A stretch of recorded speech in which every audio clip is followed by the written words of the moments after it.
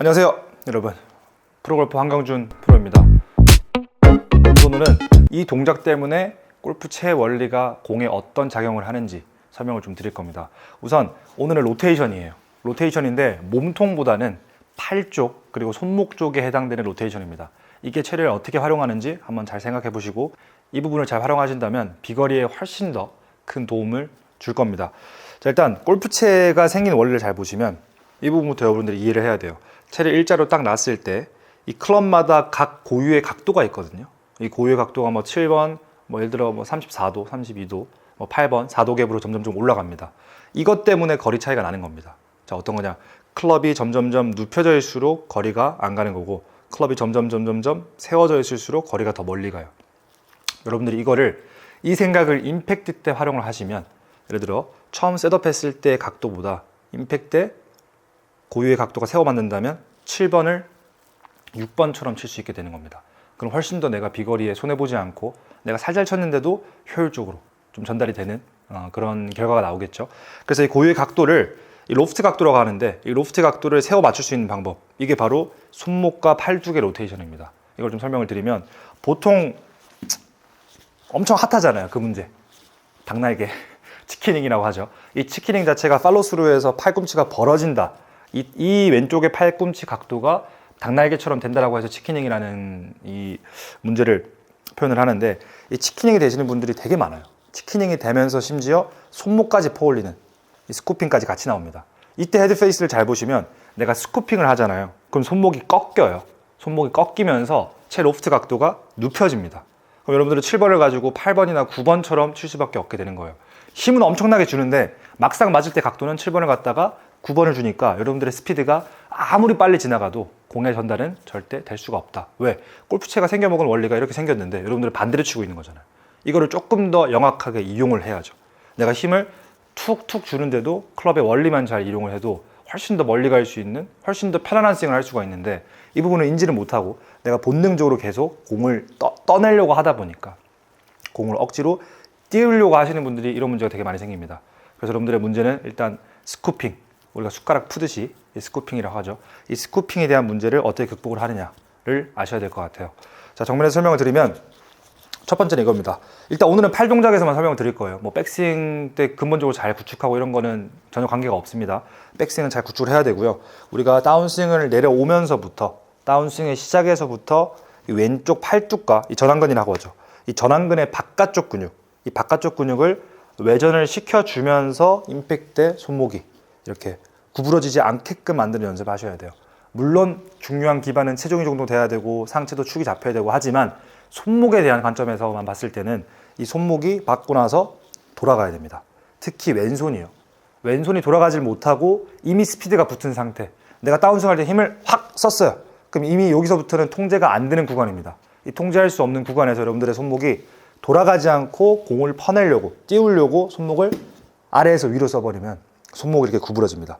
이때 클럽은 눕혀지면서 거리 손해를 많이 볼 수밖에 없게 되는 거고, 이때 맞고 나서 왼손목이 돌아가면서 클럽의 로프트 각도 자체가 세워 맞출 수 있는 각도를 만들어야 되는데요. 이게 이제 잘 보시면 클럽을 던져라, 혹은 프로들 스윙을 보기에는 프로들은 팔이 쭉 펴지는 것 같은데 왜 내 팔은 자꾸 이렇게 구부정하게 꼴 보기 싫게 되지? 라고 하시는 분들이 대부분 손목을 못 돌려서 그래요. 손목과 팔뚝이 안 돌아가서 그렇습니다.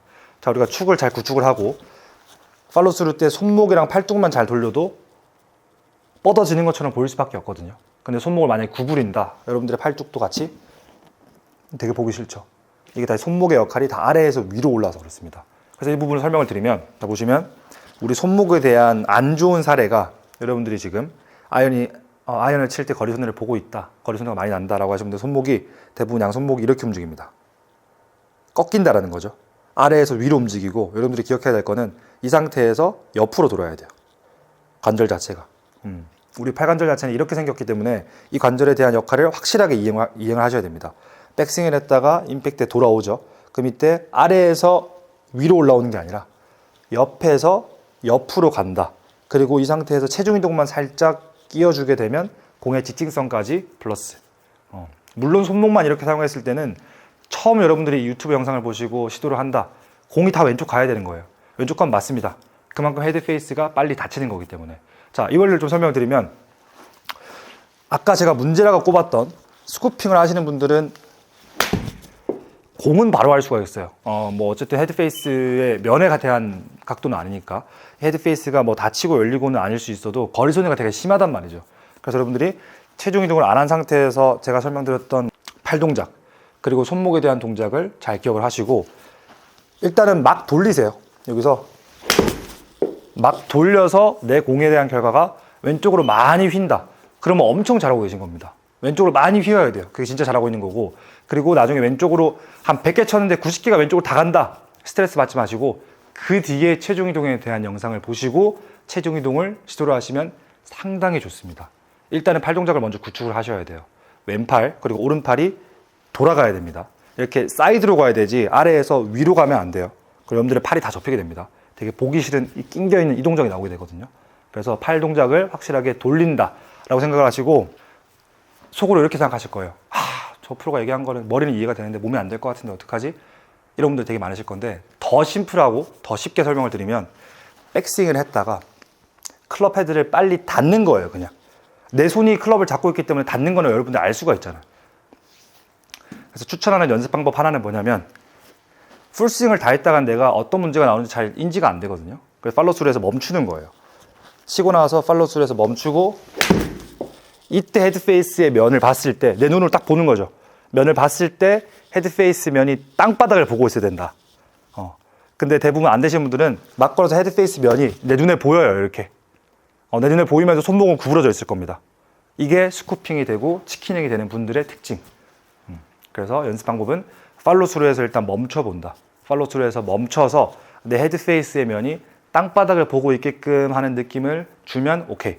근데 헤드 페이스 면이 내 눈에 보인다, 하늘을 보고 있다, 이거는 상당히 잘못될 겁니다. 클럽의 고유 각도가 안 지켜지는 거기 때문에 내 클럽의 고유 각도가 처음 어드레스 때보다 세워 맞춰야 돼요. 이 세워 맞춘다는 거 되게 어려운 표현일 수 있거든요. 그래서 이 세워 맞춘다는 거에 대한 표현을 우리가 느낌상 헤드 페이스를 빨리 닫는다, 그래서 로프트를 세워주는 이 과정을 만들면 우리가 분명히 거리 손해를 막을 수가 있습니다. 비거리도 당연히 증가가 될 거고. 그래서 일단 아이언이 생긴 원리 잘 생각을 하시고, 어떤 원리에 의해서 거리 손해가 안 날 수 있는지 그걸 잘 판단을 하시면서 좀 피드백이 잘 올 거예요. 이 부분은 제가 레슨하면서도 증명을 많이 했으니까 이 부분을 좀 믿음을 가지시고 충분한 연습을 가지시면 훨씬 더 쉽고 내 몸에 부상도 없는 그런 동작을 잘 만들 수가 있으니까요.